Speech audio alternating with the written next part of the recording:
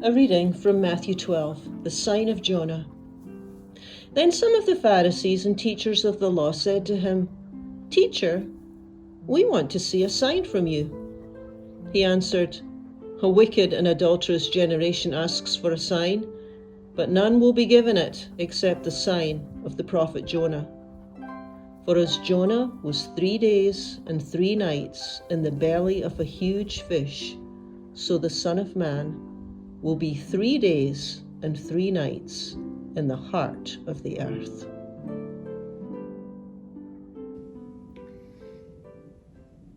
I've entitled this teaching "The Sign of Jonah." It's Good Friday, and as most of you know, this is the day that Jesus died, and so it seems an appropriate time to speak about death, to speak about the cross, the death of Christ, and I'm going to try very hard and not overly explain this, because there's a lot of mystery in this, and it isn't really something that can be explained. I think it's more of something that needs to be experienced, but more on that later. Unlike us, Jesus never avoided the subject of death. He wasn't in denial about death the way we tend to be in our culture today. We tend to not want to think about it at all. Jesus was very different. In fact, he predicted his death actually more than 3 times, but he told his students, his disciples, 3 times very clearly that he was going to Jerusalem, he would die and be resurrected. And he also, in other places, using more figurative language, said the same thing, that he has the ability to lay his life down, he has the ability to take his life up. So it was never a surprise to Jesus in any way that he would end up dying. That was never ever a surprise. For Jesus, death and resurrection, or dying and rising, they're always spoken about in the same sentence. They go hand in hand. So tonight I want to take one aspect of Christ's death and I want to try and apply it to us. And I've used this somewhat unusual text in Matthew 12, where Jesus likens himself to Jonah, the sign of Jonah. He uses that phrase, the sign of Jonah. And the context is, this is toward the end of his life. You know that he had lots of trouble with the Pharisees, the religious leaders. They were hostile toward him. They were filled with skepticism. They ridiculed him. They certainly did not believe he was sent from God. They didn't believe he was the Son of God. They didn't believe he was the long-awaited Messiah. that the ancient people were waiting for. They did not believe he was the long-awaited Messiah, the Christ, the anointed one. In fact, they went the opposite. For the most part, as far as the religious leaders were concerned, he wasn't from God at all. He was from the devil. He was from the father of lies, the opposite camp altogether. And so there was great hostility and animosity between the religious leaders and Jesus. And Jesus had all sorts of opinions of them, called them all sorts of things like whitewashed tombs and broods of vipers, poisonous snakes, all this kind of thing. So, I mean, there was great hostility. And on this particular occasion, the passage that I just read, the Pharisees are asking Jesus for proof for who he is once and for all. They want a miracle. They want a sign.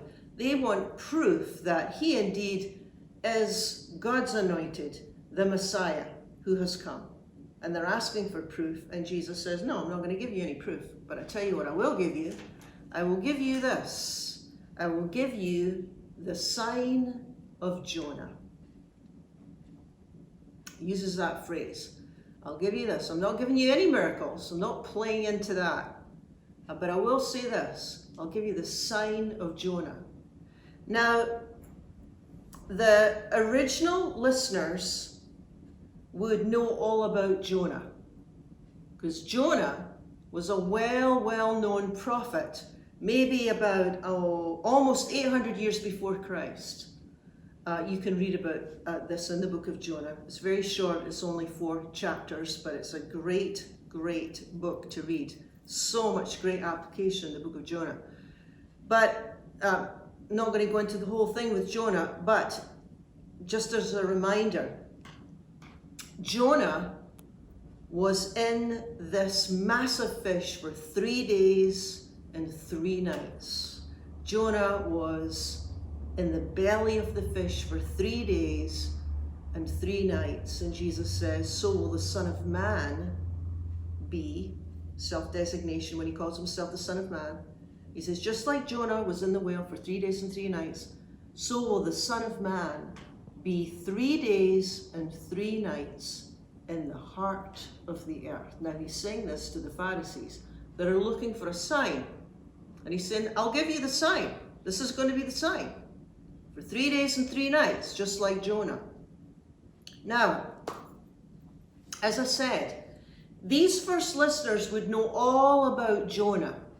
And I'll give you a little bit of Jonah's story to help connect what Jesus is saying here. Jonah was a reluctant prophet. He didn't want to do what God wanted him to do. Jonah was called to go to Nineveh and speak out God's word. God was tired of the violence of the city and said to Jonah, I want you to go there and I want you to tell these people to change their ways or calamity will befall them. And Jonah's thinking, I don't want to go near these Ninevites. They're cruel, they're violent. And so he ran in the opposite direction and he got on a boat to escape. Now, of course, you can't escape from God, right? So while Jonah is in the ship going to Tarshish, a great storm arises and the boat is threatening to capsize, and Jonah's thinking, oh, this is me, this is my fault, we're going to be destroyed because I'm running from God. And so he tells all the people in the ship, look, here's the thing, I'm Jonah, I'm a prophet, I'm running from God, I shouldn't be running from God, just toss me overboard and you'll all be saved. Well, of course, everyone's reluctant to throw Jonah overboard, but when they realize that they're probably going to die if they don't, they toss him overboard. And the story is that God provides this great fish and swallows up Jonah.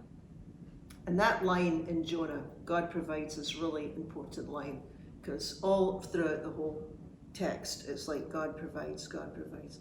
So this massive fish comes along, swallows him up, takes him down into the depths of the water, and there he is, sitting in the fish belly. Now, there's something about being in a dark fish belly that makes you terrified. You think it's the end. You think there's no hope. You're going to die. I mean, even reluctant prophets start to pray and change their ways, right? There's something about darkness. There's something about being in despair. You see where I'm going with this?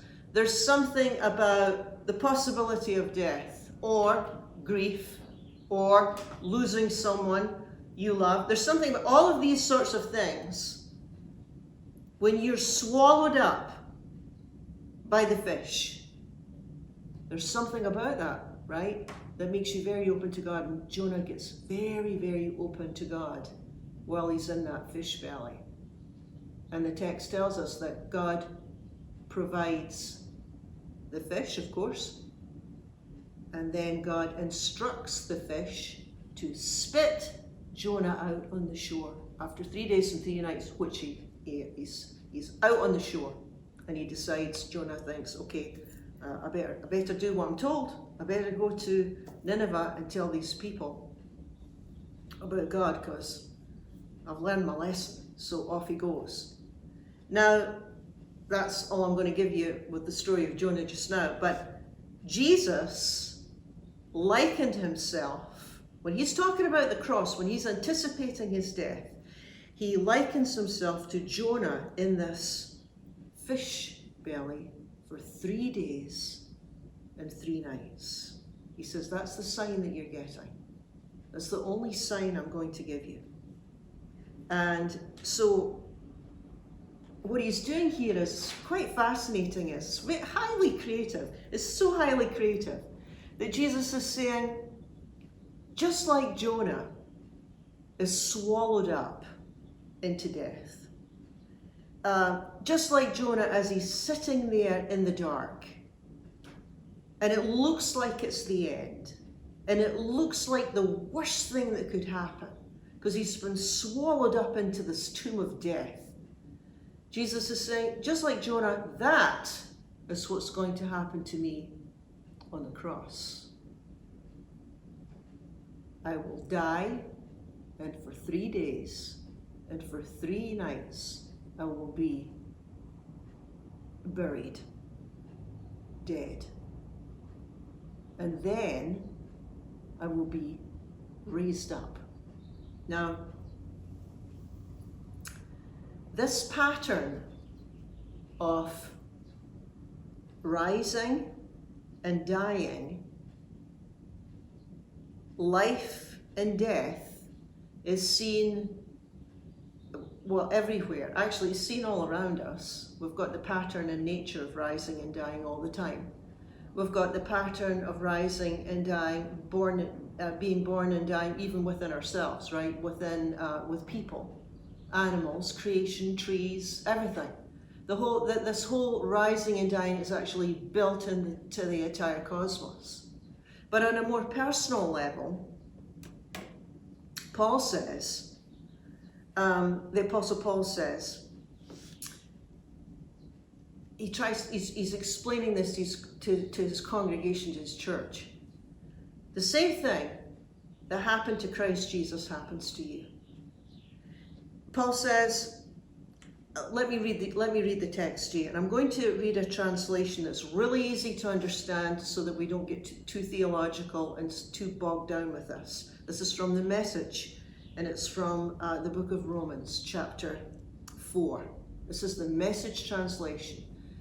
Paul is explaining to his congregation how we share in the benefits of Christ dying and rising. Now, it's a bit mystical, but we'll just leave it at that. Let it be just now. Paul says, that's what baptism into the life of Jesus means. When we are lowered into the water, it's like the burial of Jesus. And when we're raised up out of the water, it's like the resurrection of Jesus. Each of us raised up into a light-filled world by the Father. There's something about the cross, there's something about the death of Christ that makes life possible. Transformation happens in the death, in the darkness. You think nothing's happening, and then God raises up something new, often unexpected. And certainly not something we could do ourselves, because it's God that does the raising, right? Not me. So Paul is saying, you know, Jesus died on the cross, and we hear these phrases about Christ died on the cross, and Christ has victory in the cross, and death was swallowed up in the cross, and we hear all of these phrases, but we have to learn how to connect it to ourselves. Well, what does that mean for me? Paul is saying, well, what it means for you is it's like you're in partnership with Christ, right? So what happens to him happens to you. He's the model. He went first. He's showing you the way. And you're going to get the benefits of his death and his resurrection. Because he's going to take you with him, so to speak. So it's like, this is what can happen to me too with the help of God. So, to use the fish belly, I love that metaphor. You can use the cross too though, it works. There's going to be times where I'm feeling hopeless, like I'm in the whale. There's going to be times where I feel like I'm stuck in a dark place. Here's another way of saying it. There's going to be times where I feel like I'm crucified with Christ. There's going to be times where I see no hope. There's going to be times where I cannot save myself in a situation. I don't have the power to get out the belly, right? I don't have any power to raise myself from death. It's God that does that. It's God's provision that does that. It's just like the cross is just like the whale. Even physical death itself doesn't get the final word. Even that doesn't get the final word. But long before we physically die, long before the day that we actually physically leave this earth, we get to experience many deaths and resurrections of various kinds. Okay, so there's the ultimate rising and dying when we take our last breath and we die, okay? That's the end of us on the earth as we know it. We're all going to experience that. But before we get to that point, before we get to that stage, there's lots of mini rising and dying. Anytime you release something, anytime you give something up, anytime you trust God with something that seems not manageable, anytime you do anything like that, that's like laying something at the foot of the cross. Or, another way of saying it, it's like being nailed to the cross. When you're releasing, you're giving, you're surrendering, a modern way would be you are not ego-bound at all. You've released all of that. That's where the transformation takes place. Now, we often avoid it. Why? Because it's painful. And we don't want to die. We don't want to change. We don't want to be in the fish belly. We don't like darkness. We'd rather avoid it. We'd rather avoid grief. We'd rather avoid suffering. We want to avoid everything, right? However, it's built into the created order that it's in dying that we rise. You can't get to Easter without going through Good Friday. We'd like to just skip all the hard stuff and just get to Easter, but it's just not possible. You know, there has to be an awareness of being out of control and darkness and despair before we can really see, oh, God has provided a way. God's provided a way. We call that way the cross. We call that way the death of Christ. Because Jesus not just looked at the cross, but didn't shirk away from anything, moved toward it, and actually moved through onto the other side and says, I'm going to take you with me. I'm going to take you with me. Whatever you're facing in your life, the darkness will never be dark enough to overwhelm you. So I thought to leave you with this Good Friday, something to ponder, because, you know, we all have various types of darkness that we struggle with, and yet the final word is always the darkness does not get the last say, because God has made a provision, and that provision is the cross. Amen.